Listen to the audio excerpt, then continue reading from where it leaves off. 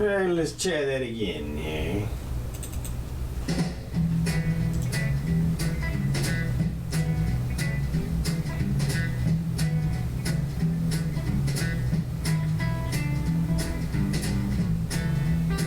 Facebook just will not leave well enough alone. They have monkeyed with it. There we are. That's right. What? Come on, man. Come on, man. Well, We're being shadow banned. well, no. I think everybody can see it. I just think we can't see it. That's the way it usually works when that happens. But I guess we'll see. So, hey everybody, this is the Jimmy Doane Show. We are live, and Facebook is monkeying with their program again. If you're an engineer, let me give you a hint. Don't change the interface so often. Once people get used to it, they have to relearn it again. And that's just bad. But anyway, this is the Jimmy Doane Show.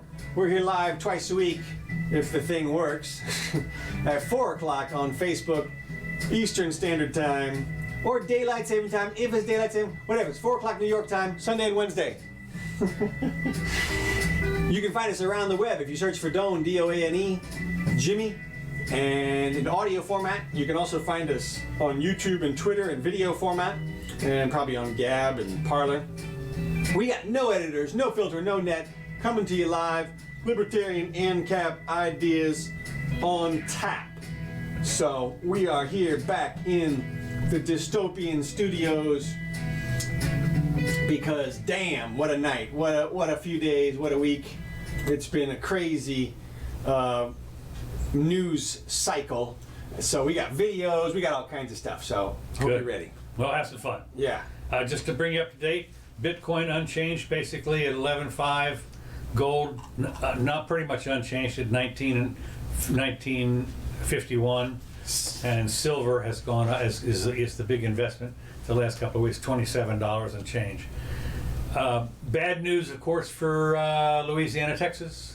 Man. You wouldn't. I understand they moved a bunch of the Gulf, the Deepwater Horizon stuff or whatever. Oh yeah, they moved some of them out of the way, closed them down or whatever. Got everybody out of the way. But that's supposed to hit. It's 4 o'clock here, Eastern time, and that's Central time, and it's supposed to hit this evening. The first hit right at the border of Louisiana and Texas. So Beaumont, bye-bye. Tejas. Yeah. Well, I emailed Councilor Bart and said, get out of the way. Well, I don't think they said 1 million people were heading up the road. Yeah. Well, as we know, the rule here is if it's a 3 and above, you get off the coast. Yeah. Because the storm surge is the real killer. It was up to 15 feet last night. 15 feet. That's number one. And number two, there, of course, it's always the fear mongering that's going in. So it might not be as bad when it all gets over and done. Oh yeah, sure. But it's still going to be bad. Yeah, the millibars were like 960, 955, something like that. Is that right? Yeah, which is not incredibly powerful. It ain't 929. No, exactly. Yeah, 929 is a killer. Yeah, you get into the Those 20s. are millibars of the pressure. Right. Yeah, that's the way it's measured instead of atmospheres or something like that. Well, yeah, you can either way, but Either way, newtons. that's just the one I memorized. All the past hurricanes. Yeah. So me too. So anyway, the bottom line though is they're talking about the storm surge might go as far as 30 miles inland. Whoa. Yeah. And well, is that like 30 from the border beaches or something? Yeah, I think. Yeah, but I mean the border beaches, it's like North Carolina. It's like there's a significant bay in between. I mean, it's not going more than 5 miles once it covers the land. Well, that's right. Well, the other thing to remember is according to the forecast, which is fascinating to me, you can't believe any of it. I mean, nobody knows anything. I forget what it was, but like 2 days ago they had it substantially east. Yeah. And so now they get closer. Probably what they'll do is about the time it gets up to Arkansas, they'll call land hit at Louisiana someplace. But the bottom line is that they're talking about it might even go up to Category 5, but then they're saying almost instantaneously as it hits land, it's going to drop down. Yeah. And apparently it's not a really huge storm, big enough, a lot of damage, and you wouldn't want to be there. I guess that first one just dissipated, huh? Yeah, right. It just dissipated. Dropped down to tropical storm. Didn't hear nothing, didn't see hear nothing. Right, I couldn't find it. Yeah. So anyway, this is going to be the big one for this so far this year. We're still in August. Yeah. The peak, the average, what do you call it? The median peak is September 11th. Really? Yeah. So I mean, that's Yeah, it goes till November 1st, right? So ostensibly, but they're talking about. I remember one year we were down in Turks and Caicos or something. No, we were down at the Dominican Republic, and that was the year that the hurricane came through. On like after we'd left there, and this was like in November we were down there, and it was about a week later it smacked into the Dominican Republic. It came from the wrong direction, smashed it. Came up from south, and normally they come from the north. So, but that was late. That was mid-November. It's unusual. Watch out. So anyway, it's they said could even reach a Category 5 as far east as the coastal Mississippi.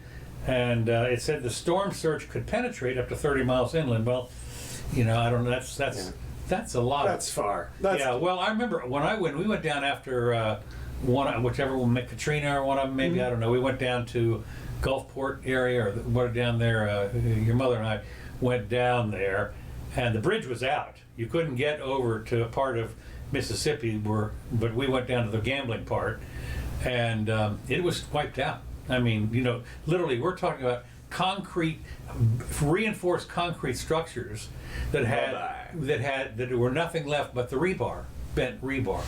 That was it. It's powerful, man. Yeah, it is powerful. It's not that the wind blows, it's what the wind blows. That's right. Thank you. Ron White. Ron White, yeah, that's right. Well, it is interesting how, of course, people don't realize, except when you're on the Gulf, how powerful water can be until you've seen that movie about the war movie where they had to blow up the dam in order to wipe the bridge out.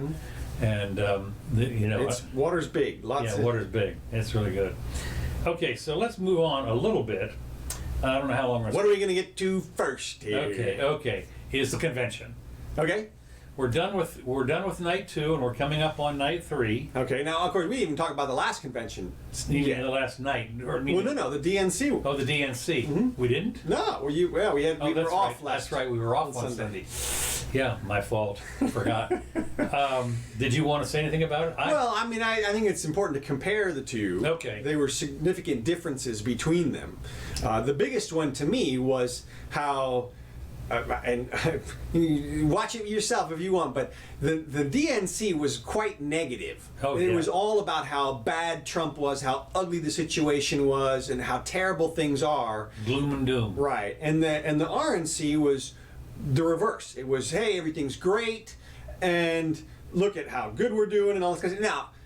Now, to be fair, that's what the incumbent gets to do. Right. And that's what the people on the outside have to do. Right. So it's kind of set up that way. Yeah. But they fell into it pretty hard. They did. And I mean, they pulled no punches at the DNC about lambasting Trump and the administration. I mean, even Obama and Michelle were saying things like kids in cages, they whip black people for sitting at counters, they tear families apart, with no context at all. Just a horrible implication that he's stealing the election through the post office. Right. Just the worst stuff. And it was amazing because Michelle came out and said, we're going to take the high road, and then she immediately went the low road. I mean, the low road. It was like she either doesn't know what the high road is, or she just completely compromised her principles in that. And otherwise, I thought her speech was great. Yeah, well, I mean, look, like I said, they have to do that to some extent. Yeah. So you give them a little bit of a pass. I mean, it wasn't horribly ugly, but a little context could have been, when you say kids in cages, at least say, comma, at the border. Yeah. Or something that gives a little context, or, by the way, those were my husband's cages, or, something. I'm not going to say that. Yeah. But big market difference. And Melania, I mean, she got lambasted last night on Twitter because, Bette Midler came out and stepped in it big time and said, well, she can't even speak English. And everybody's like, yeah, that's her 5th language. Yeah, right, exactly. And she spoke longer than Biden and made fewer mistakes. Yeah.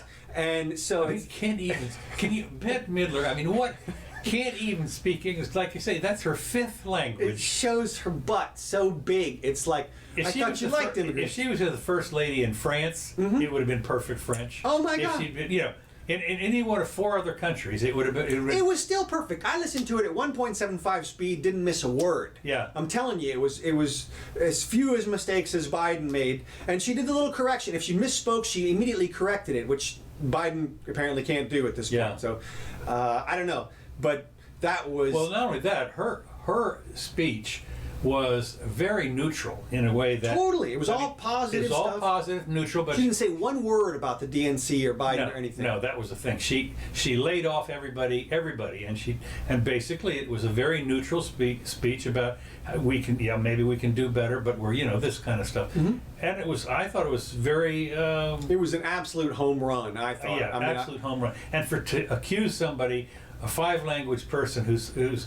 English is like her 4th language, not 2nd language, Right. It's 4th language, and that was just over the top. She got smashed on Twitter for that. Yes.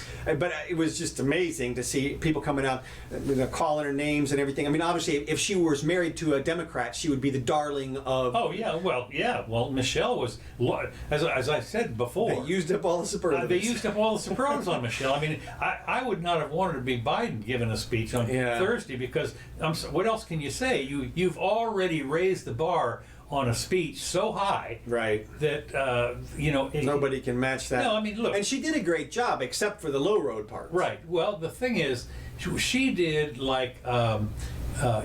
She did a pole vault. That's how high she was, and Biden, kind of leapt over the high jump. So that was it. Yeah. And so it was the kids' high jump. Yeah, the too. kids' high jump. That's right. The kids' hurdles. Or stepped something. over. Yeah. Right. Exactly. That's exactly right. So Well, anyway, let's see. The second night of Republican Convention presented a more positive message about the second Trump team after opening night's bleak picture of rising crime, unrest, and extremist policy that the GOP happened to mention that the Democrats had said. They didn't even mention the riots, though. I mean, No, nobody talked about the riots. And as I said, I saw one tweet where somebody said, Trump just won Wisconsin. Yeah. Well, maybe because and it's even worse. Like today, it's even worse. There's been murders up there. Well, we'll get to that. Okay, in just we'll one get second. to Let's that. finish the DNC. There were a couple of issues. He pardoned some guy. Yeah, it was great. Well, but that was a big. It was fine, but what an opportunity he could have had there. There are tens of thousands of convicted felons in states that now have legalized marijuana. Right. And these there were convictions for marijuana possession and sale and stuff like that. Pardon those guys. How about a grant amnesty? Yeah. I mean, you want to win Wisconsin. You want to win the nation. You want to win the Black Lives Matter movement. Go for that. Do something big. One guy. I mean, I can't. It just came to me as like anecdote. Okay, you got one guy. Good move. You used the power of presidency. You got one guy. And bank robber when no marijuana. I know. Like a real crime. Yeah, I mean, it real wasn't like he pardoned somebody who now we all are like, oh, that's fine. Yeah. No. You're a bank robber. That's hideous. If you walk into a bank today and rob it, you're in trouble. But if you go in a lot of places, and I don't know how many states, but if you smoke a joint, nothing. Man, it's in the 30s at this point. Yeah, right. It's incredible, and just huge missed So opportunity. you like to say a missed opportunity. Well, that's interesting. I hadn't even thought about that. But this is one of those things that it's pretty obvious that it's coming down the pike anyway, I think. Yeah, I think so. I mean, I've read that up to 40 states could have it by this election cycle. Yeah. Well, the other thing you have to do is to get some of these prosecutors like Kamala out of the way. Yeah, exactly. Who still think guilty, Right. no matter what. And unfortunately, Trump is law and order anti-drug. I mean, he has no intention of taking marijuana off of the schedule. He's not the Obama or Clinton, I didn't inhale or anything. I never touched it. And so it's unfortunate because that's a big sticking point. They could literally get rid of half of the problem out there if they would just end the drug war. Yeah. Half of all police interactions with people who are just trying to get along or just trying to have a little fun or something, or make a buck. Selling, you can buy the marijuana from this guy on the street and he goes to prison, or you can get the Oxycontin from the doctor, no problem. Yeah.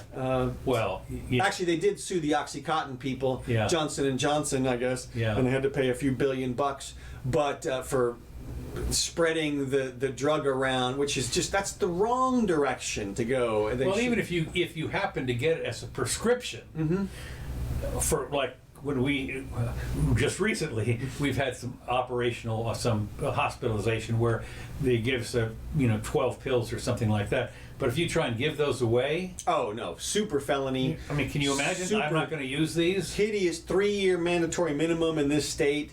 You're in pain? Sorry, I could help you out here, but you got to go to the guy with the license and get the thing and pay the money and all this stuff, and then he can give it. He can take it from me and hand it to you. Right. But I can't just hand you pain relief. Yeah. That would be insane. Yeah.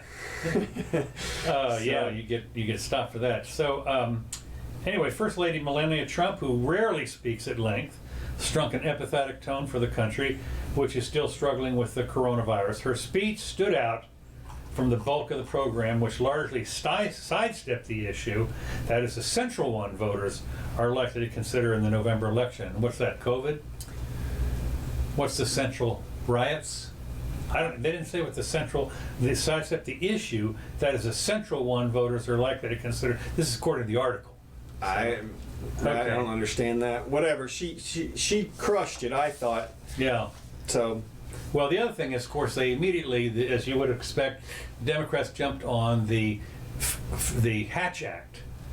Oh God. Yeah, I mean, this was a big deal. Okay, what's his name does a thing. Apparently, there's an act that says, if you are in the government, right, you're not allowed to either do politicking from the White House, or if you are an official in the government, you're not allowed to do any politicking.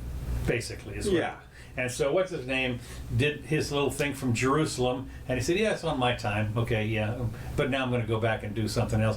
But the other thing was apparently Melania's was from the Rose Garden. Yeah. And one of the things that is one of the things that is fascinating about this White House business, and also from Congress, I think they have a special room across the street in some place when you want to go ask for money. If you're you got to cross the street. Cross the street, and they got like 1,000 phones in there. Right. And so anytime you want to, you just walk across the street, and you're not in Congress, but you're still calling up. This is Congressman so and so. Right. So it's it's so funny. Well, it's just boy, you're whiffing if that's all you got is hey, you violated the Hatch Act. Right. Yeah. If that's all you got, that's amazing. So anyway, this article says that they're talking about the 4 takeaways from the GOP convention. Okay. Did you have something else to say? No. Keep going. They said that listen. Now this is an article that was written by like CNN or somebody, so you have to kind of weigh in what they thought were the takeaways. It says the leadership. Yeah, right. The leadership is mostly white and male. And it also featured younger and more diverse speakers, and it certainly did. I mean, when you consider what's his name, Mr. Grinning guy or whatever, he gave a pretty good speech. The kid that was right, Sandman, yeah. I mean, he well, that was they put their kid, and the DNC had their stuttering kid, right, that's right. So which kid is more sympathetic? I mean, the whole thing was pathos and ethos, and I mean, no logos anywhere. It was like so little policy. It was all about, you can trust us because look at this guy and he likes us. And now, I mean, they both did it. I mean, they had. The RNC had Maxwell Alvarez. Did you see his speech? The Cuban immigrant. Oh yeah, right, yeah. Man, he was good. He came over and told it like it was. Yeah. And I mean, I just thought that and I only saw 20% of probably both of them, but and then you had the crazy Guilfoyle got up there and she was like screaming. Yeah, well, that was what the hell? There's nobody here. She reminded me of there's a UFC announcer. The UFC is doing fights right now, and there's no audience. So there's a couple of different announcers, and one of them will say, introducing this man in this corner, blah, blah, blah, blah. The other guy has a spiel that he usually does when there's an audience there, and he says, show the people how you feel, everybody, and he addresses the audience, and he's still doing that. And he's like, dude, you need to adjust a little bit, okay? Little bit, yeah. Just to, Guilfoyle, there's nobody in the audience, okay? You don't have to scream. You got a microphone. Calm down. Yeah. That was way over the top. But hey, national stage, national speech, whatever. Well, at least you wasn't running for president like that guy from Vermont who screamed out, "We're going." Oh yeah. Yeah. That was the 10-second scream that ended his thing in 1980 or whatever it was. God, what a hoot. Well, I wasn't that long ago. So anyway, Melania Trump acknowledged the nation's struggles with the coronavirus and racial unrest, while others sidestep those in favor. Oh, that's what the big issue is. Yeah. Coronavirus. Yeah, coronavirus and racial unrest. Well, that's what she talked about. yeah. But the others were talking about an economic message. In keeping with the norm-busting convention, the RNC program mixed official business with politics. That was the Hash Act thing. Yeah. That was, but I mean, that was like a nothing burger Right. if there ever was one. Because they said this is like Why one are of you the, reading CNN? I mean, come on. Yeah. Let's- well, I just have to bring, hey, we're fair and balanced here, more or less. So anyway, yeah, and then that killed my train of thought. Political events are traditionally held off campus, but questions about violations of the Hatch Act. One of the things that I thought was interesting was the emoluments thing. Of course, it's 250 or 1,000 years old, whatever that thing got in the thing, and they're talking about that, and they drag that old chestnut up. They always drag it, and it's the most tenuous thing. They don't realize what it was originally designed to do, which is prevent people from trading huge amounts of property for political favor. It was... Wait a minute. What? Wait, just a minute here. Wasn't there a whole lot of property with uranium on it that was traded by Hillary to the Russians? To me, that was just a business deal, whatever. I see. Well, you're going to sell it to somebody. If it's not a national security threat, if somehow the yellow cake, now I would think we'd want the yellow cake. I mean, I would think anything having to do with nuclear is us, and not, you don't sell it to the Russians or anybody. But I got to figure that stuff was cleared at some point through some security people, and they were like, sure, sell whatever you want. So they made a deal.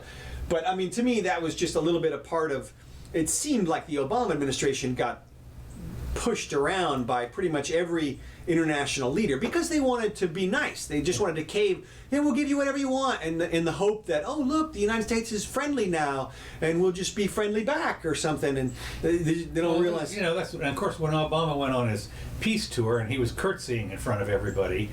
That's what I'm talking about. Yeah. I mean, I don't know about the curtsy, but they was bowing and. Well, whatever. Yeah. Yeah. He spread his skirt. They Yeah. have to look at it. So yeah, but it was kind of interesting when you see the kickback from that, like what happened. And Well, look, that emoluments clause was designed for stuff like, look, we'll give you a chateau in Paris if you vote for this thing. Right. That's what the kind of stuff. Because in the 1700s, you didn't know about it for 3 months until the ship crossed the freaking Atlantic. That's true. That's I mean, true. so Yeah, there was a it was. lot more potential for corruption at that point. hell, they didn't know about stuff for a long time. When you think about the Battle of New Orleans, for instance, that was fought after the peace treaty was signed. And the Paris Peace Treaty or whatever. That's it. And back when the post office used ponies and stuff. I mean, that's when it was a service. Today, it's a vestigial appendage, basically. So anyway, Nicholas Sandman, the MAGA hat wearing, and I thought it's kind of interesting. It was a show, but he put the hat on at the end. I didn't see Sandman's speech. I mean, he's a did. kid, whatever. It was 3.5 or 4 minutes, and so anyway, they just basically are pushing out, loving, trying to get the youth vote this time. Did you see the couple, the St. Louis couple? No, I didn't see them, but I understood they were there. Yeah. Okay. Yeah. I didn't see their speech either. So. No, but it's interesting because that was roundly talked about, and I was listening to Rachel Maddow. Was it Rachel? No. I'm sorry. Take it back.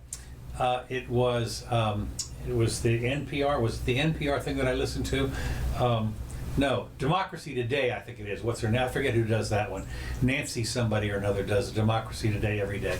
And she was talking, it was amazing to me how she talked about everybody as peaceful protesters.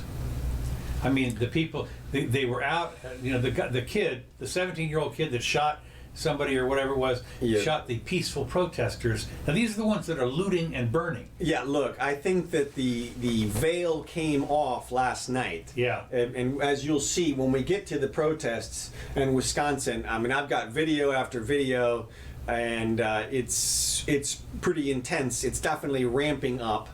Well, the other thing, of course, did you get the video of the people in the restaurant? Oh, yeah. Okay, good. Yeah, that's on That's on COVID-1984. We'll get to that in a minute. Okay. Well, what do you want to do next? DeJoy pushes back on criticism, changes the post office, says he won't restore the sorting machines. But of course, what he has said that there's no more mailbox moving and no more sorting machine moving or shutting down until after the election. But this what is interesting, he rejected, according to this article, he frostily rejected suggestions from Democrats that he was doing the bidding of President Trump or anyone in the administration in order to slow down the delivery of election materials in a way that would help Trump's reelection. Right. Look, of course. Look, like I said from the beginning, when that story erupted, you're not going to get a bunch of public officials committing treason to help the president. It's not going to happen. No. So the story was bogus just on its face, and it's a good move to go ahead and postpone whatever changes you're going to make. The post office, like I said, it's a vestigial organ. It should be removed surgically, no problem. Let it die. Unfortunately, you have to get it out of the Constitution. Well, you could let it just go down to a simmer so that it's nothing. It's a nothing burger, and that's what they're going to have to do because it is just a waste of cash at this point. Well, I'm going to get to that in just a second. It was interesting because one of the Democrats, Katie Porter, D, California, started asking the gotcha questions. Do you know how much your first class stamp is? Yeah, that's 55 cents. So then she asked, "What's the postage on a postcard?" And something else or whatever it was. What the hell does that have to do with anything? That's what he said. He says, I don't know much about postage stamps, but he did get two questions right, and that was the minimum weight, the maximum weight or whatever for a package, and so those are important things. But like a postcard, who the hell knows how much a postcard costs? Who the hell sends postcards? I mean, look, actually, postcards are kind of fun, but. Yeah, look, there are 16 different ways to send things by mail at this point. So by mail. Yeah.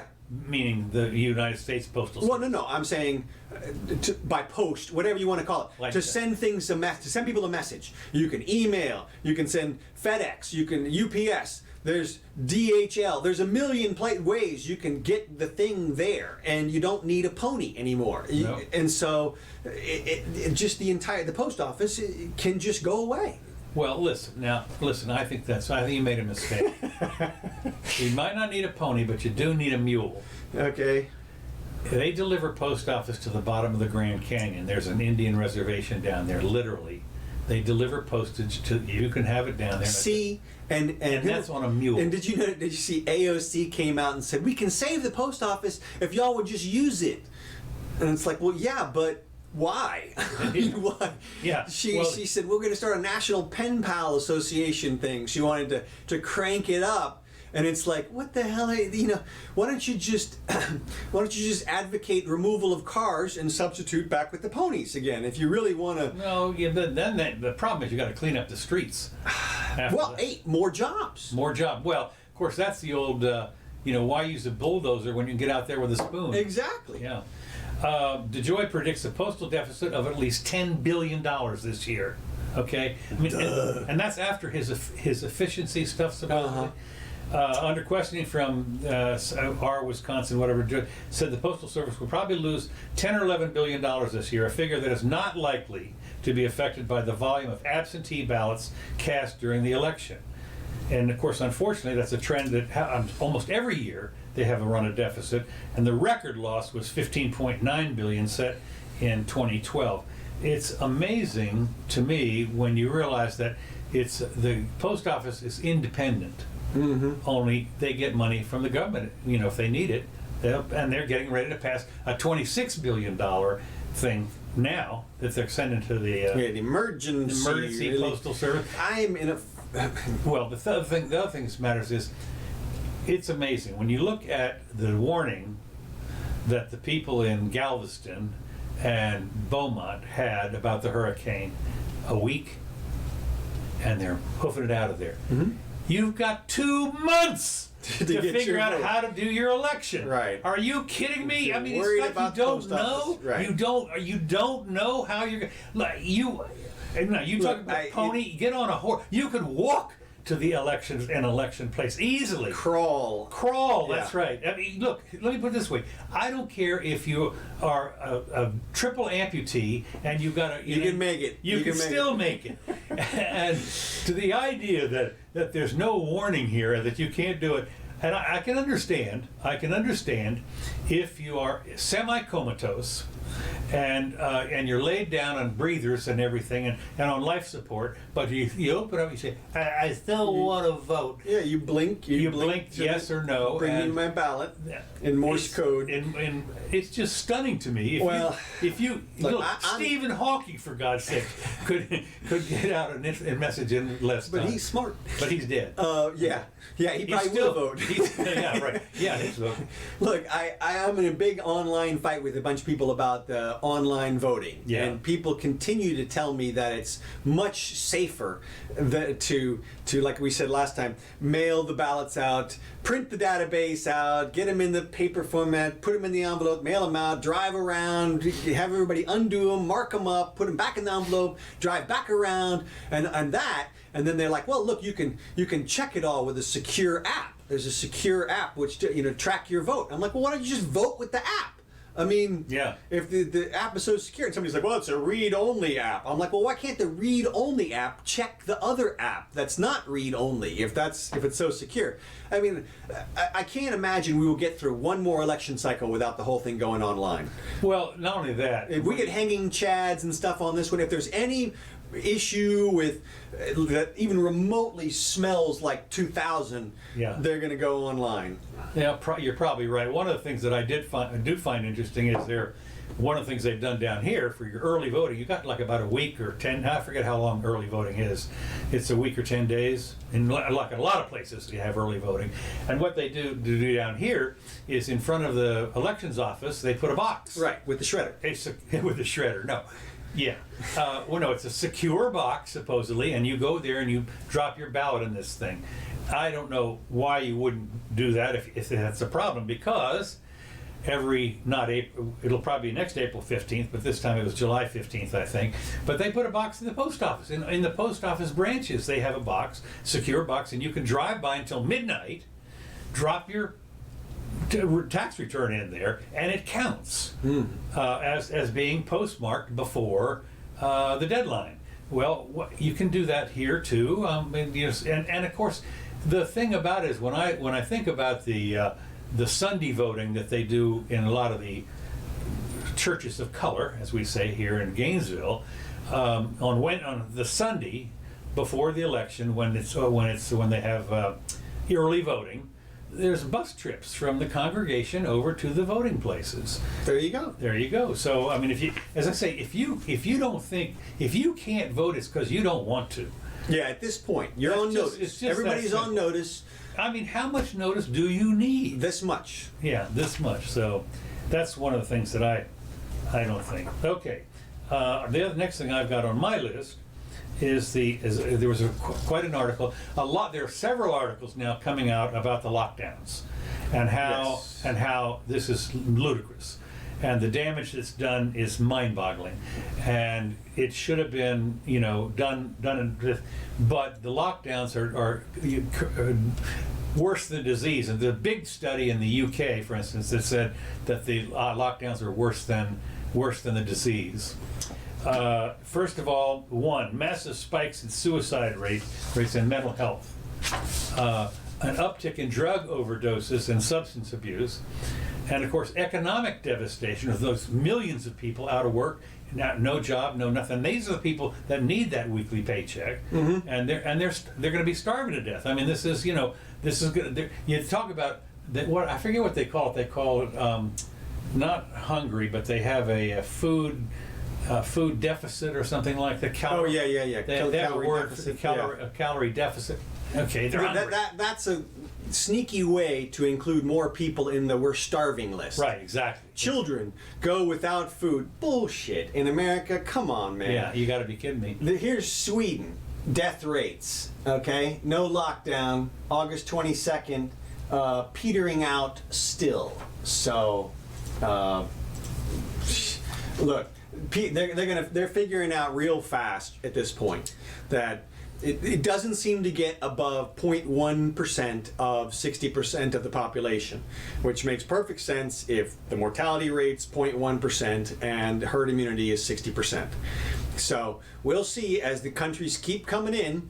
It looks like all the countries that are experiencing second waves are ones who locked down significantly Yes. and prevented their population from getting Right. sick. No, you're right about that. That is right. And around the country, we still have places like California, which rocketed past Florida in terms of deaths recently. They're up to 12 or 13,000 at this point. Well, if you do that math, they should have 24,000 deaths before it's all over.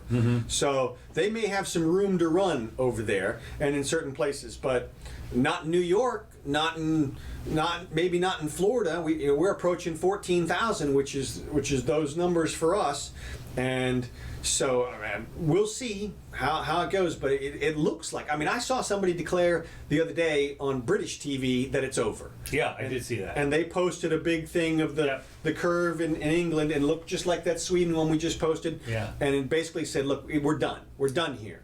So get over Well, it. at least they rang the bell. And as I said, I've asked before, or especially around this town here, when are they going to ring the bell and say it's over? What are the criteria? Nobody knows. Yeah. Nobody knows what exactly is supposed to happen, and I don't know. Well, I mean, what's supposed to happen is what we thought was going to happen, people would sue, and they would set some precedent, but now we get stuff like this. This is the DC restaurant that the mask wearers, I guess this is about the... This is a Black Lives Matter. Yeah, this is, that's right. But they're all wearing a mask. Yeah. And of course, it's interesting because the girl the girl in the maroon, whatever it is, purple there, sitting down. She's eating and she's wearing a mask. Yeah. But look at the people, all the white people, excuse me, that are screaming at her, Black Lives Matter, and she is. And I mean, you look at this and you think, well, gosh, that certainly makes me want to join that organization. Right. Well, even CNN came out and said this is a bad look for us. Yeah. So, look, well, what was interesting, I thought, two things to consider. There was another part of that same video that showed this black girl that went over to a table of two people and literally was screaming at them. Yes. Okay, screaming at them about Black Lives Matter. The camera happened to pan over. Look at the guy on the right. Yeah. You missed it. There's No, the he guy. comes back. He comes back. Look at the guy on the right. He's got his. He'll come back. Okay. Look, I mean, he's sitting down. Don't hurt me. Right. Don't hurt me, because why? I'm holding my arm up. Just a minute. Is it going to come back? Yeah, I think it does here, right here. Look at her. I mean, look at that. There it is. He's holding his arm up. Black Lives Matter to him. Okay, he's a white guy sitting there eating. And please don't hit me. This reminds me, of course, of the car dealer or somebody that had a Black Lives Matter thing out on this was up in Kenosha or Portland or someplace. You'll see that in a minute when we get to the riots video. Okay. But yeah, no, the mask. I mean, well, that's. I mean, if we're talking about the mask stuff, there's. I wonder what would have happened if the girl sitting down there or the guy, the couple that was at that table, had taken off their mask. Well, actually, the guy put it back on. He didn't have it on at that point, and he put it on. But look at this. They're masking this kid with like, I don't know, 20 police around, and they got handcuffs on him and stuff. Now, this is Australia, I think. Yeah. But this kind of stuff is still going on. And I don't know what happened to the Australians. They've gone nuts. Literally, it's jail time, which I'm not sure how that works, if you stray more than a certain number of miles from your home location. If they catch you out... Well, yeah. Well, that's the worst. The worst is New Zealand, apparently. Oh, okay, New Zealand. New Zealand, they will come get you from your home if you test positive and take you to the containment center. So, and you can see this is a video of this guy getting accosted in the street here. He's trying to tell him he's got an exemption. They're not buying it, and and they're like holding his ID, asking him what his name and address is. He's like, it's right there on the license. Well, of course, it could be It could be fake, yeah, I know. But it's just amazing. And now look at these guys. The interesting thing, she's got a body cam on that's flashing, and so does the other cop. So that's kind of cool that at least they have body cams so that you're going to have some evidence. Now I hope these body cams stream live to some watchdog group or something, but yeah, good luck. Yeah, exactly. Maybe, but you know, it's certainly able to do that these days. When you saw, Right. you know, it was 6 months ago that when they shot this girl's boyfriend in the car and she was streaming it live the whole time. Oh yeah, that's happened a few times. Yeah. So yeah, I mean, but here we are, mask enforcement. Like I said, One of the things that's interesting about this is the COVID really that bad outside? You know, if now I understand they're not exactly social distancing there, the cops aren't, but time and time again here in town, I see people literally in their car alone wearing a mask, and I'm going like, how are you crazy? even the WHO and the CDC, I believe, have come out and said, if you're not sick, there's no reason to have a mask on. Yeah. Now, of course, the counter to that is, well, you don't know. You don't know. You're asymptomatic. Yeah. And so you walk. Well, but still. But if that's the case, then like you said last week, aren't you breathing the recirculated air? Then aren't you putting more of it back into your lungs? I don't know the medical on that, but it doesn't seem. Nobody like does. That's the thing. Well, That's the real Look, there problem. are whole countries who have come out and said that the masks don't work. Yeah. In terms of a general population thing. Yeah. Now, of course, that's different. Those aren't Asian countries because they wear the masks over there like it's going out of style. Well, a lot of that's Or because of into style. pollution. Well, that may be in China. I can tell you in Japan, they definitely did it. When you got sick, you were expected to wear a mask. Okay, well, but Japanese, let's face it. Well, Talk about conformists. Holy smokes! I mean, that's right. When you think their method of greeting is to bow. Oh, you're right. Yeah. So- And you know why that is, right? That's so that the other guy can easily chop your head off with a sword if necessary. Well, that could be. But I think, but of course you've been over there. Just here's a little branch aside. Apparently, I did not realize this. As there is an etiquette with how low you bow. Yeah, what it is there's in Japan they still have kind of a caste system. Everybody is still sort of measured out, leveled out in terms of how high you stratify on the system. And whoever is lower on the system is supposed to get their bow lower than the other guy. That's why you'll see them do this back and forth when there's some kind of question or when they're trying to give each other a little boost. No, I'm lower than you, and then no, I'm lower than you. That kind of stuff. I mean, it's kind of It's a protocol thing. right, exactly. And I remember, I'm reminded so much of in the old dial-up days of the internet, when all those little tones that would go up and down. It's establishing the protocol with the other modem. You know, is it E? No, is it, Right, you know, right. so that's what they do. I guess is the high-low. But that's the same thing in I think in Thailand. They greet Thailand where they greet people by this way with the and it depends how far up the nose or something. Oh, is that right? Oh yeah, complete protocol. Oh, okay. Oh my God, yeah. If you're a kid or a middle-aged or old, I mean, there's everything in the world. How far you touch.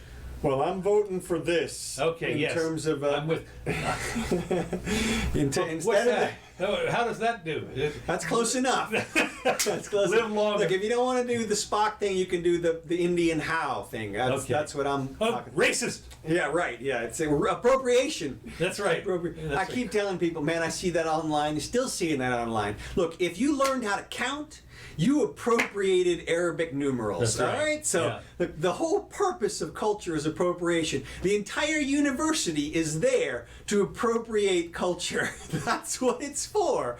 Everybody needs to get over it. Here's the good news about it. You don't remove it from the other person when you take it. No, that's right. Well, that's of course that's one of the things that has to do with copyright laws. Right.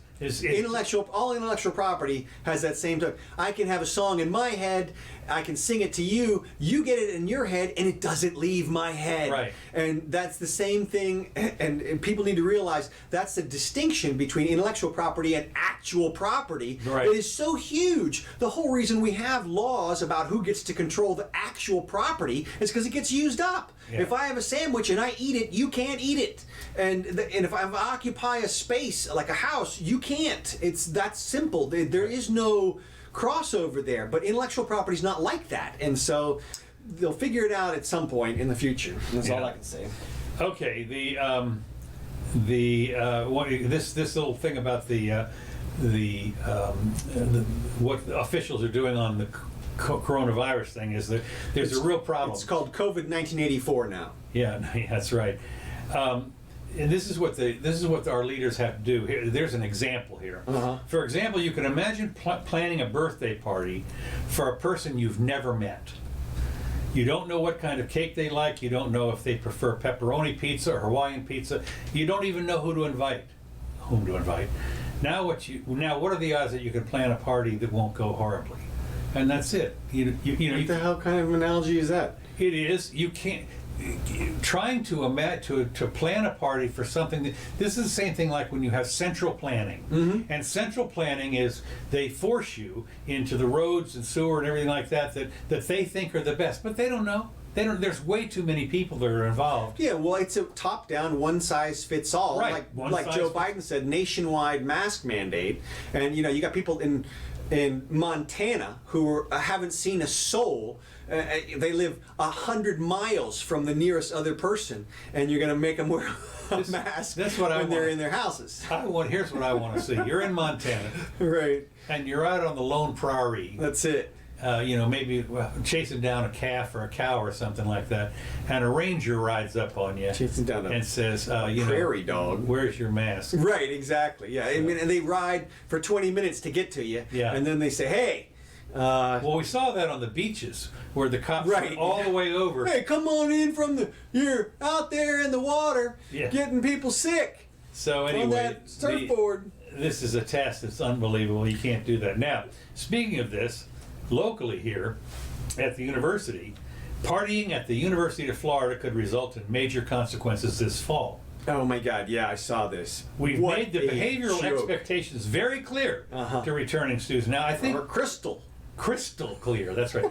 Has the university... I don't know, but they're coming back. The law school, I think, is open already, and I saw a picture of the law school. Oh, yeah? Yeah, and it has, in front of they have this huge plexiglass screen between the teacher and the students. Shut up. No, seriously. And all the desks on the student have a little plexiglass. Shut up. No, it's seriously. I've got a picture. Shut the front door. I thought I sent you that picture. Oh God. Well, wait a minute. It gets even better.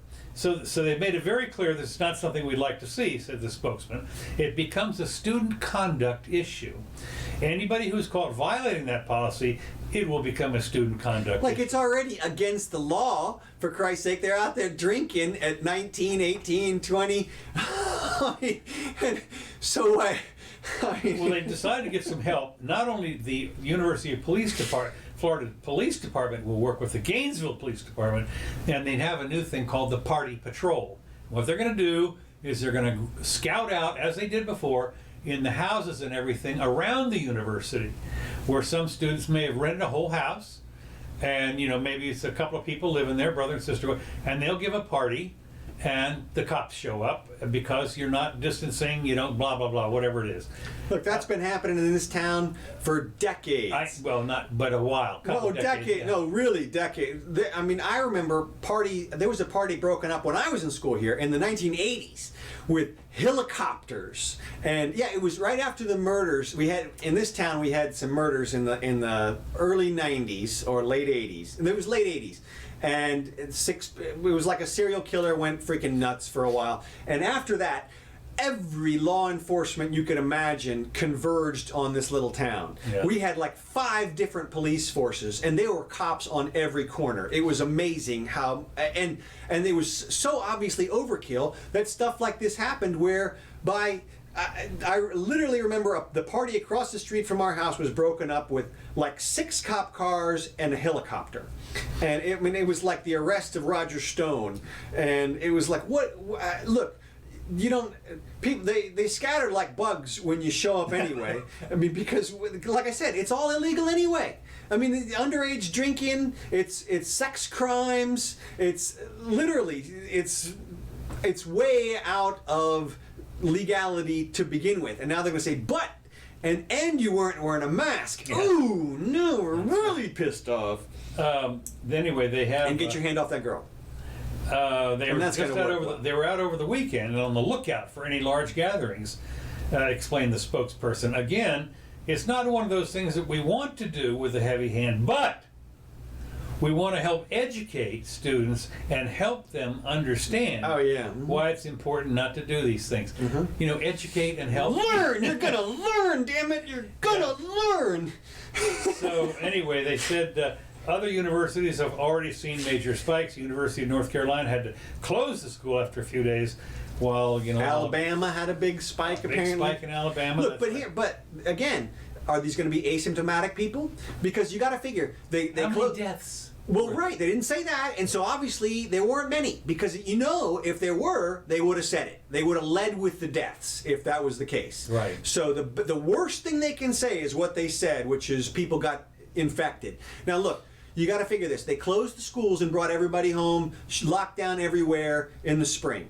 So all those kids were not exposed, and now they're going to be. But as we have seen, if you're under 24, your chances of being struck by lightning and dying are just about the same as you getting COVID and dying. So, and every kid over there is under 24. So they're not going to be worried about it. They're going to go about their business. That's the other thing, is even if the stats were worse than that. Yeah, even if it was. Come on. They have no problem going to war and getting shot at. Exactly. So look, I mean, the fact is they are, what do you call it, invincible. Well, of course. When you're under 25, you are invincible. Right. And look, and you should be, because your life depends on it at that point. You've got to find a mate and mate. Yeah, right. Like soon, and that's why you're in college. And so, I mean, well, it's why you're that age. Look, when you think about it, your hormones start raging at age 14 or 15 or even sometimes earlier, and they go until you finish it off, and your hormones die down at 25 or something to 30 or whatever it is. I don't mean they. You're not going to stop those people from partying. No, there's no way. Are you kidding? I mean, are you kidding me? And they're not kidding. That's the funny thing. That's the thing. They're not kidding. Yeah, and did you notice? Of course, you have on the flip side, Governor Cuomo in New York is exempting certain people from the mask requirements. Yes, it's football teams or whatever the teams were. Well, no, it was they're exempting I think it's a fashion show. Okay. The Beautiful People. No, there's some kind of special Beautiful People show. I don't know where. They all look too cute to get the bar. No, seriously, they showed pictures of them, and these are babes, total babes, and they're no quarantine. Gotta have fashion. They're coming in from Paris, Italy, China, whoever knows what. Come on in. Wave them on through. Wave them on in. I mean, seriously, quarantine? Yeah, 14 minutes, not 14 days. Right. I'm sorry. Yeah, we're quarantining for 14. They have a big. Does he look sick? Okay, come on. Yeah. Honest to God. So well, rules for thee, not for me, exactly kind of thing, and so we'll see how far that goes. Listen, I am. Keep going. We got time because we have time. Okay. Yeah, we got it. Okay. Then, of course, the other thing that's kind of interesting was the shooting of the guy. The 7. Yes. All right. Now I'm going to get to some video here.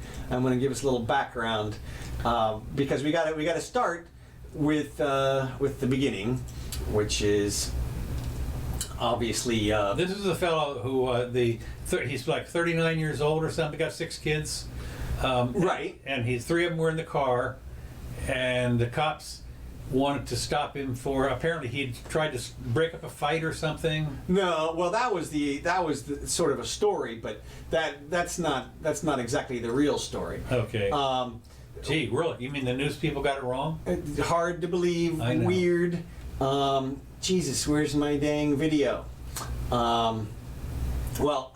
Anyway, the guy's name was Jacob Blake. Right. And the father said because of the shooting, there's 7 shots, and apparently one they think severed his spine, and he's paralyzed from the waist down. Okay. And they apparently went in surgery for I don't know how many hours. They don't know if the injury is permanent, and of course the father came in with all of the pathos, as did the mother. She was crying, and they had interviewed her, surrounded by the obligatory priests and so forth. Look, and you gotta feel horrible for the family, but let's back up a little bit. This is the lead up to it. This is in Portland. This is the big fight. There's a big brawl between between. This is before the shooting. This is how bad it was. Now these kids are just doing LARPing basically. They're using umbrellas and pepper spray and no bullets and such. And this is a slightly different angle. But when you get to the actual to Mr. Blake, that's coming up in a second, and that's when it takes a different turn. Now, what everybody should realize is the video is inconclusive, right? Because you can't see what is necessary. But I'll break it down for you, and it's kind of simple. First of all, his past record is irrelevant. People keep talking about, well, he is this. It's only relevant in one sense, and that is to say that they were there for some reason. They got some call, and he has a background, and he had apparently a warrant out for him. Now, if he has a warrant out for him, then they should have just arrested him. And you'll see in a minute when the video shows he's behind the car, you can't really see, but it looks like he's on the ground. And somehow he gets up. This is the video here. Now you can see he's sort of back behind the car here, and you can't see, and then he pops up, there he goes. Now as he's crossing around to the front of the car, this is the moment of truth right here. Because if they fear for their lives before he gets to that car, how come they don't tackle him before he gets to the car? They've got 3 officers there, and the question in my mind is, at what point do they reach the point where they're in fear for their lives? Because if it was before he gets to the car, then why let him get to the car? Now, it's very possible that they let him get up for a reasonable reason. For example, he could have said, look, I need to check on my kids in the car. Let me check, I can hear him crying, let me just check on the kids. And they could have said, okay, go ahead. In which case, they're not in fear. And then as he's walking around the car, he could have said something like, I'm gonna get my gun and kill y'all motherfuckers. And like if he said that as he was reaching into the car, and then the officer who fired saw him grab something which looked like a gun to the officer, then that's the only really reason that this is a justifiable shooting. If at some point after he got to the car, or right as he gets to the car, you see the officer grab his shirt, and now he's holding his gun in his other hand, he grabs the kid's shirt, and he can't pull him back. The shirt stretches and stuff. It's a wool wife beater or whatever. And so you can say, okay, but look, you tackle the kid, you tase him. How come they didn't use tasers? I don't understand. Now, maybe they did. Maybe he overpowered them when he 3-on-1, and he's not like a big guy, so it's hard to understand how they would have got to that point, and it really looks bad for these officers. Not as bad to me as the Atlanta shooting, but to me this is worse than the George Floyd thing. Really? Yeah, well, because I keep saying what people don't remember or realize about George Floyd, and now, of course, the body cam videos from the other officers have come out on George Floyd. Not on the internet anywhere that I haven't looked too deeply, but the body cam videos apparently show George Floyd talking about his inability to breathe before he's ever on the ground. Oh yeah, I saw that. And apparently he's foaming at the mouth and talking about pains in his stomach and stuff beforehand. But even if none of that's true, the bottom line is it'll be impossible for the prosecutor to prove that his death was not a result of the drugs that were in his system at the time. And if there's any inconclusiveness at all, which there is in the autopsies, then those cops are going to get off, and then we're going to see 2.0 of this whole thing. Well, now, just to go back to the what you just said about going to the car, I disagree with you a little bit. Okay. And that is, you're surrounded by cops, and you've seen, if you have any knowledge of any internet at all, one of the things you do know is you don't even put your hands in your pocket when cops are. You just don't. Right. Even if you say, let me get my driver's license. Right. You don't. Right. You say it's in my back pocket. That's right. That's exactly right. And the worst thing you can do is to go and reach in your car. You just can't do that. I'm sorry. There's no question. And the presumption is you wouldn't do that unless there's something nefarious. Well, and that's what they're going to say. And the question, like I said, the question that we have is, why did they let him get up? I mean, if he has a warrant, well, how come he wasn't stuffed and cuffed before that? I mean, it doesn't make sense. They let him get up and move towards the car for some reason. But again, we don't know why. No, we don't. There's so much about this that we don't know. It's true. And it's interesting to see that there's still people rioting, looting, and burning because of this partial. Well, I understand that because of the concept of they just believe what they see. People think videos are conclusive. I mean, you see Twitter is, this video shows there's no way around it. They shot him and it's in the back and stuff like that. But as I just detailed out a scenario that would be perfectly reasonable for the officers to have shot him. If he reaches in the car and as he's doing it says, "I'm going to kill y'all with my gun that I have right here in the car." It's pretty obvious that I believe that they found out there was no gun. Right. So he wouldn't have said that. Well, it would be in the news at this point. Yeah, at this point it would be in the news. So I don't believe that's what he said. He might have been saying, "I'm checking on my kids." Right. Okay, but cops don't know that. He can say anything. He can say, Right. "Absolutely, I'm not reaching for a gun." You're in the car. I can't see you. I can't see any of your hands. Yeah.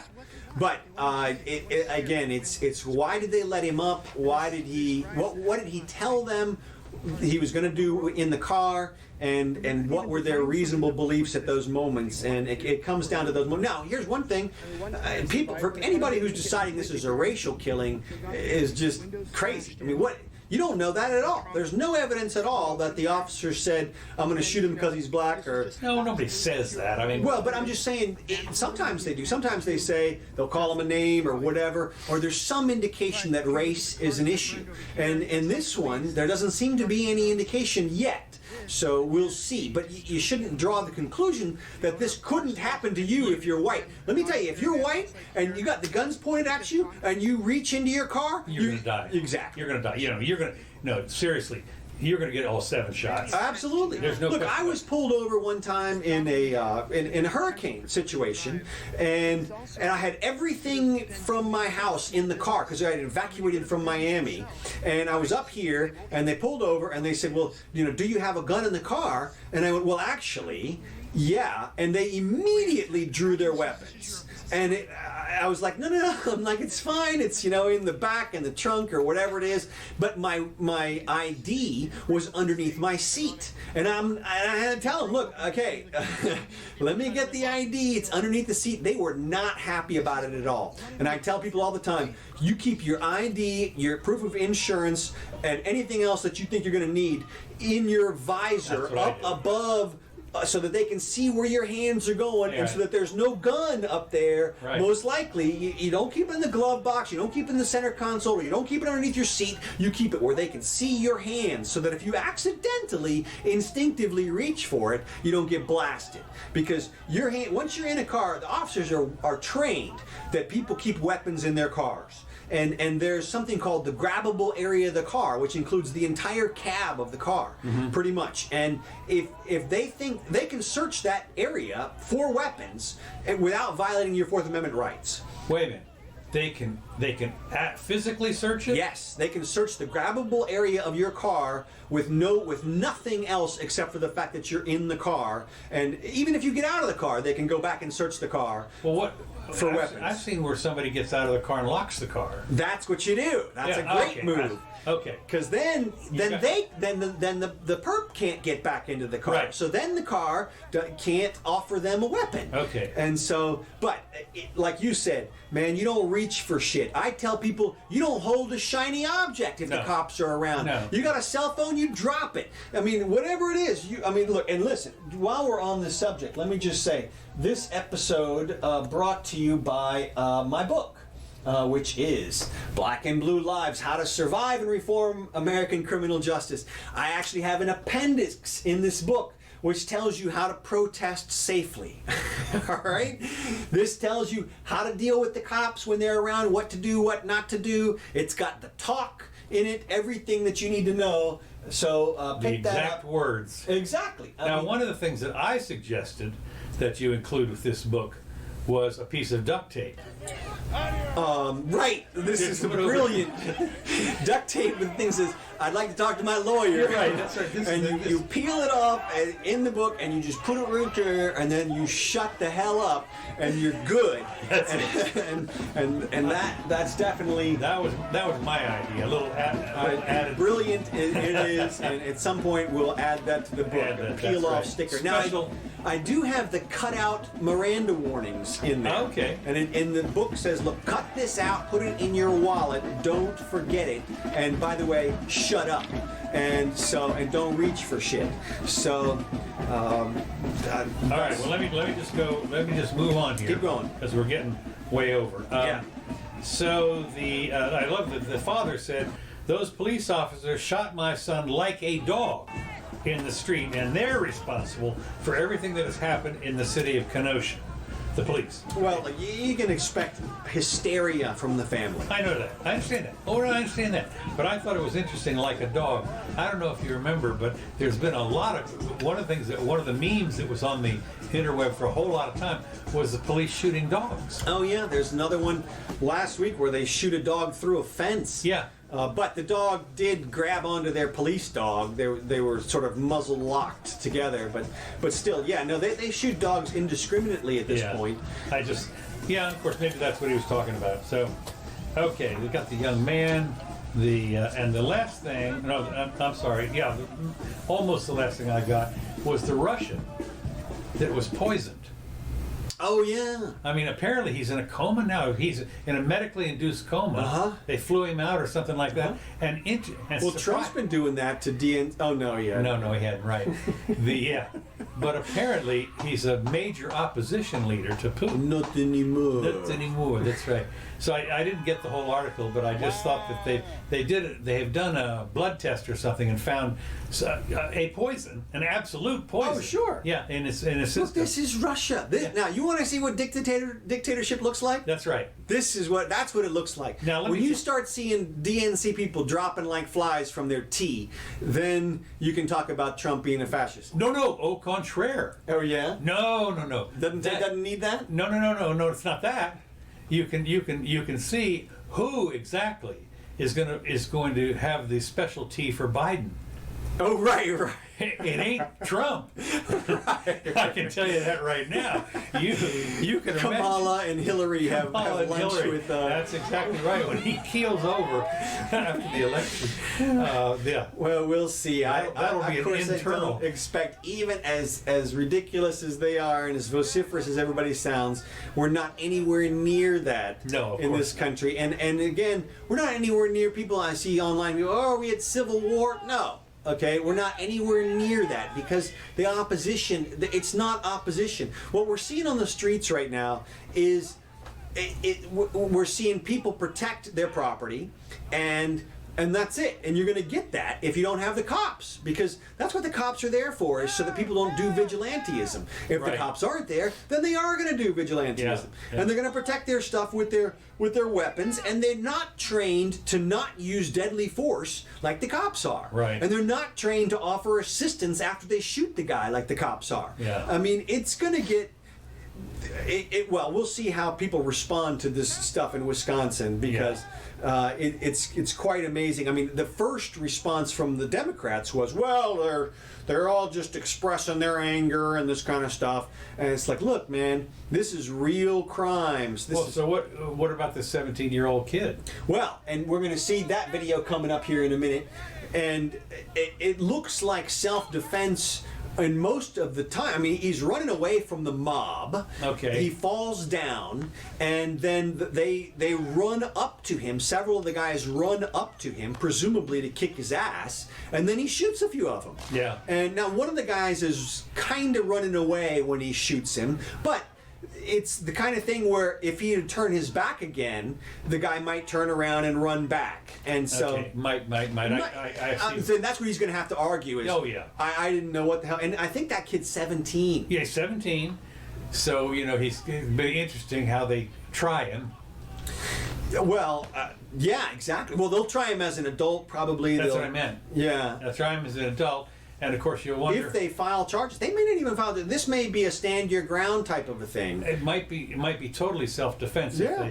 But again, depends on the prosecutor, I suppose. Yeah, it totally does. And of course, what was he doing out there carrying a gun anyway? That's another thing. Was it just him having the gun could be a crime? Yeah. And then if somebody gets hurt when he's in the commission of the other crime. Ooh. Yeah. Well, and that's the kind of thing they're trying to do. They're bootstrapping that on the George Floyd officers. Yeah. They've charged them with second-degree murder, and people don't quite understand there's something called felony murder, which is when you're committing a felony and somebody dies, you get charged with the murder. Oh yeah, well, And it doesn't have anything to do with even if you're an accessory out in the, out in the street. It's that kind of a thing. Yeah. It's your buddy shoots the guy, but you guys were robbing the store together. So it's a felony, and your buddy shot the guy. It's murder. You murdered the person. It's a bootstrap, but they'll still. That's how they may get the guys from the George Floyd. We'll see. We'll see. I mean, it's all going to work out. Well, that's interesting because if they get exonerated, of course, I mean, that's what tipped off the Rodney King riots. It wasn't the actual. It was also the Martin Luther King riots. Well, okay.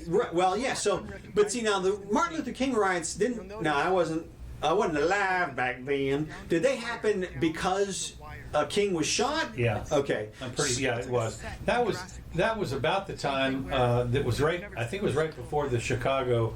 I think it might. I forget where it was, but I think that's when they burned down Washington D.C. Okay. And places like that. There were riots. Well, the Rodney King riots didn't start until the exoneration of the officers. Okay. It was like a year later. Oh, okay, I didn't know. Yeah, because they beat the tar out of the guy, and there was a little unrest, but when they got off, that was when people were like, oh, hell no. And they went out there and did stuff. And I guarantee you, I mean, at this point, I don't know how they're going to convince people that... No, that's going to be, like you say, in this very caustic environment. Right. This is a tinderbox environment across the country. Yeah. And it's interesting to see who does what. Now, and I'm about done. Sure. I got one thing I wanted to show you though. One thing. This is what we've come down to. Here's a picture that I pulled off. Oh, right, the kids. Yeah. Okay. This is school. Okay. Yeah. Now this is what it's come to. This is what it's come to. Do you see the jail? It's painted on the floor. Right. Now, let me tell you what this reminds me of. There was a not Jim Rockford, but Garner. What's his name? James Garner. James Garner. And it was called Support Your Local Sheriff. Was one of the things. And he had this guy in jail for killing somebody, but they hadn't finished the jail. There were no bars on it. That's what they said. So what he did was he took some ketchup and he poured it on the ground, and the guy was walking in. The prisoner was walking in there and saying, "There's no door here." And then he looks down and says, "What's that?" Looking at the ketchup, and James Garner, as the sheriff, said, "Oh, don't worry about that. That's left over from the last guy that tried to get out of here." And that's all he needed to stay there. Now, here, what we're talking about here is this is where it's come to in school. Okay, this is where it's come to in school. All we're talking about here is now. Notice they're in the center of the square, and they're sitting there. I think that this reminds me of when you were out in California and your niece they had the people standing in the courtyard. Yes, that's exactly right. That was the punishment. But this wasn't even punishment. This is just your registration. Right, exactly. So in order to register, now you don't stand in line. You go stand in the center of one of those squares. Yeah. Well, I think that may be on the way out. If the COVID thing could end, it could be undeniable that it's over very soon. Just 2 more weeks. We already said that. I know. We keep saying. Well, they said a maximum of 2 months in March or April. Oh yeah, well sure. I mean, it started out as 2 weeks, but in their defense, I mean, people still didn't know quite what was going on. We're getting crazy reports for at least a month after that. But at this point, even with the media screaming that everybody's going to die if anybody goes outside, everybody's still saying, wait a minute, like we're not. And well, I'll tell you, Sweden's fine. And when I see people out alone, and here in town we have a lot of places that you can go alone, walking or jogging or walk your dog. It's not New York City. This is Gainesville, for God's sakes. And you go out there, and they're still wearing their mask. And I'm thinking, in Germany, a quick international update. In Germany, they just passed a law that you have to walk your dog. There's some kind of mandatory dog walking thing because apparently the dogs are being neglected in this whole. It's just like, what the hell? You need a law for this? Well, look. they're testing the limits of what they can make illegal at this point. Well, they do it here in this town. No, I know. I mean, the concept that they were able to order healthy people to stay home is unheard of. It's ridiculous. In the old days, even the quarantine of the sick people was considered drastic. And that's, of course, what they should do. The least restrictive means is to restrict the vulnerable people, not the healthy ones. No, but see, you don't get it. I know. Well, you see, you don't get it. Yeah. It's transmitted, and the fact is, if 6 degrees of separation away, somebody has the COVID and gets within shooting range of grandma, she's dead, and you did it. yeah, and you did it. I know. Well, speaking of prison time, did you see that they sentenced Lori Laughlin and her husband? Yeah, now he was 6 months, Yeah, and how long was she? 2 and 5. Or 2 years. No, 2 months. And, 2 months? Yeah, Okay. because she's a girl, and they'll only serve like 30 days apiece, and they'll get let out. You get let out in California quickly because of overcrowding, and also your celebrity status gets you let out easy. Well, not only that, where's the harm, actually? Well, right, this is people trying to get their kids into college. I mean, the harm is, we prevented some other kid from getting How into do you college. know? Well, because there's only a certain number of spots, but still, the harm is so indirect, and it's like, it's just a... Well, of course, I suppose that one of the people that was rejected could sue and say that was my spot. Well, that's what they would try to do. Yeah, and they did actually, I think, make some claims like that. Some people who got rejected tried to come in and Right, say, 1,000 people class action. That was my spot. yeah, I don't think so. Yeah, good luck with that one. Yeah. Good luck. But it's just interesting to see that. Now, see, I'm going to let this play because at the end of this video, there's now this is the actual Wisconsin shooting thing here, and so you can play it slow and judge for yourself. I got it from a few different angles. So this guy right here, I don't know, credit this guy right there. Bongo on the scene. I guess you're blocking a little bit of it, but so there's the shot. Kablamo. You can see the poor dude's arm evaporate, but that's what you get. So he was laying on the ground when he fired. Yeah. Okay. Yeah. Well, talk about fear for your life. That's what I'm saying. He's on the ground. There's people converging on him with like skateboards that they've been swinging at him and stuff. I mean, there's no. I think he's going to be fine in the whole thing. And he doesn't shoot the other people with their hands up and stuff. He doesn't just go on a rampage, which, you can almost excuse him if he did at this point because your blood pressure's so jacked at that point. When you think about the adrenaline Oh stuff, my God. I don't see so often how people, that one that we showed earlier where they were standing around the couple at the table. Oh my God. I can't, if I were there, Oh. I would have been opening up a can. I mean, a big can of whoop ass would have been opened up. I don't care how many people there were. If I was sitting there with my girlfriend, I would be throwing chairs. I mean, everything. It would be full assault time.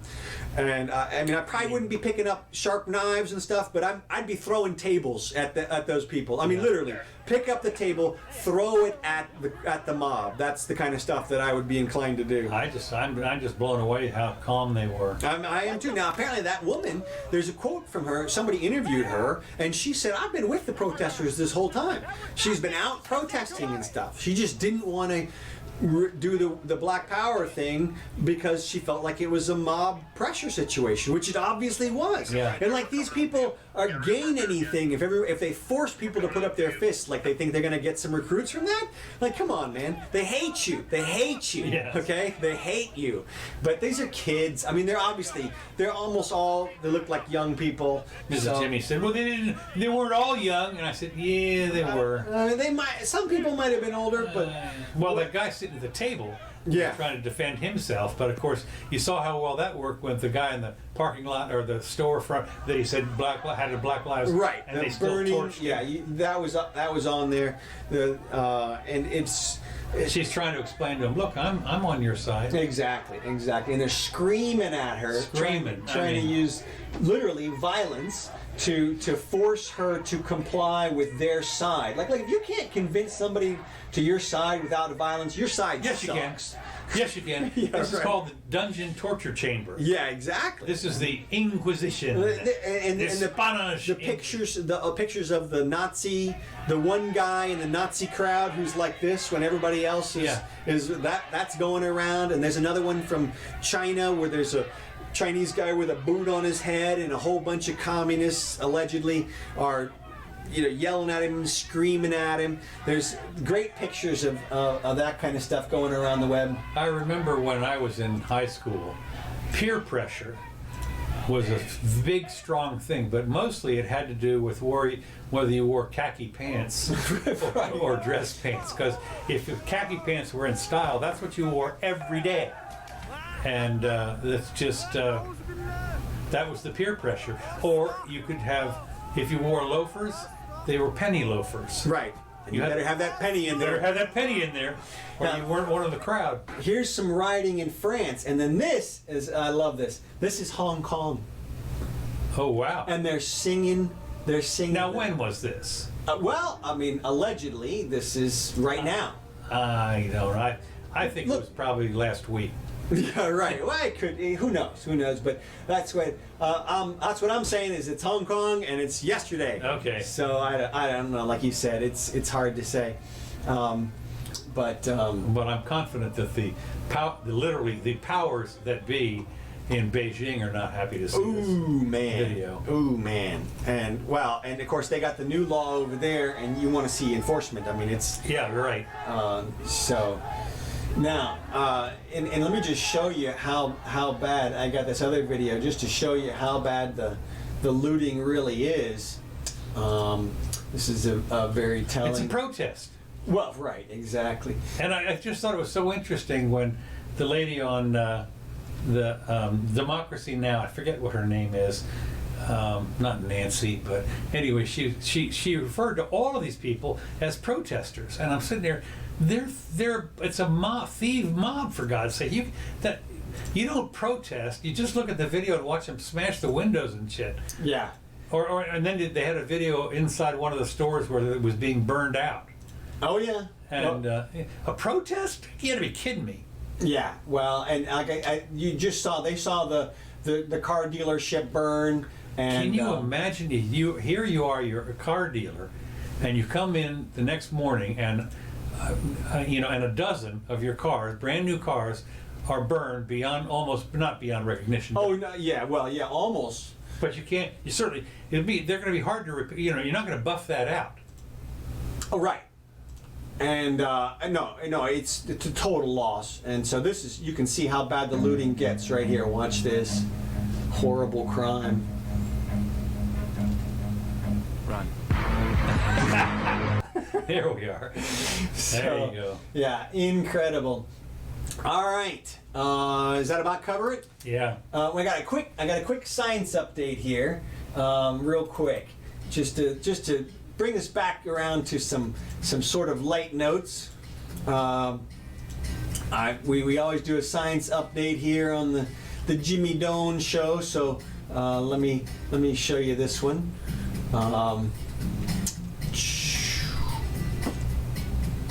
This is our science update music. And I got three little science updates here. First, look at this awesome virtual reality room. This is the future of learning. Here you are inside the room, and you can pick stuff up. And look at this, he's pushing the wall down there, and that's all virtual. I mean, good stuff right there. And it's just, the potential for this is incredible. Jesus, it's like Star Trek. Exactly. What do they call the holodeck? Exactly. Oh my God. It's the freaking holodeck. It's the holodeck. We love it. Yeah. I mean, it doesn't, I mean, man, look at this stuff. Just so cool. So cool. And let me get to another quick science update here. We have a little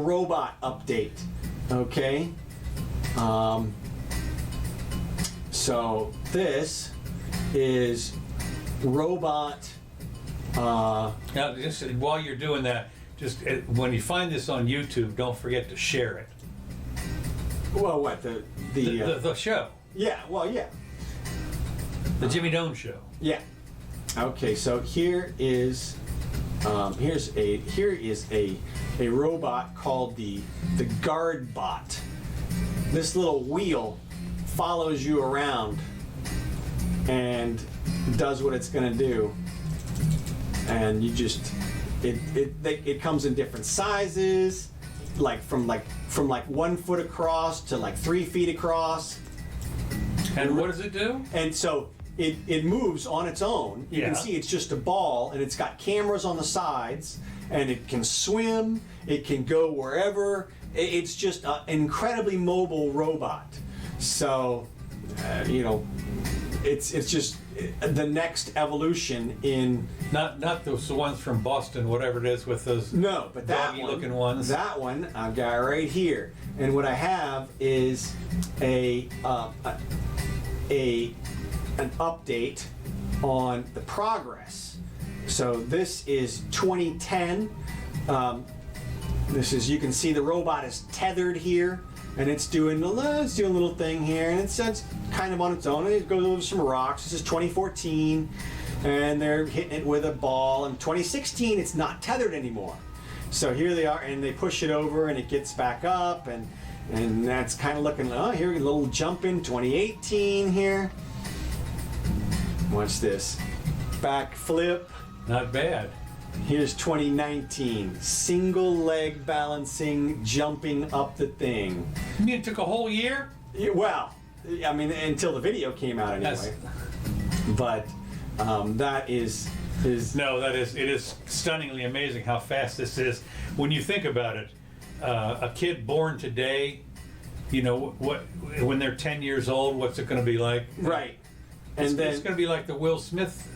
well, this is iRobot. This is what it's going to be like right here. See, this woman programmed her robot to help her eat here, and so she mixes up the Oh yeah, and I then, love this. And then the robot feeds her. That's funny. I remember when Grandma was living here. Of course, I did something like that on how to mix her drink. Right. Yeah. She had a whiskey. She was 99 years old, and she still had a whiskey sour every day. and my instructions for anybody else was how to do it, was how you mix the whiskey and the sour and everything like that. And then she would come to you and she says, "This tastes a little sour," so you put a little more whiskey in it. And then she'd say, "That's a little too much whiskey," and so you put a little whatever. And finally, what you do is, on the instructions, I said, if all that fails, hold her down and pour it in her mouth. That's right. She'll drink it. She'll drink it. That's right. So, all right. Well, hey, everybody. Thanks so much for tuning in. This has been the Jimmy Doane Show. We appreciate Kevin MacLeod for the tracks you're listening to here. We got some new followers. That's great. Yeah, thanks for tuning in. Share. You're welcome to share. No copyright violation here, so share it around. Again, check out the book if you want to know how to protest safely or how to survive American criminal justice. It'll help you out. So, I'm Counselor Curtis. Oh, one quick correction. Well, not a big thing, but we said that $3 billion spent on the ventilators last week was 1% of the spending. Obviously, that's 0.1% of the spending. Okay, yes. So, in terms of the money that went out the door. So, all right. Thanks, everybody. Jimmy Doane Show. We'll see you next time.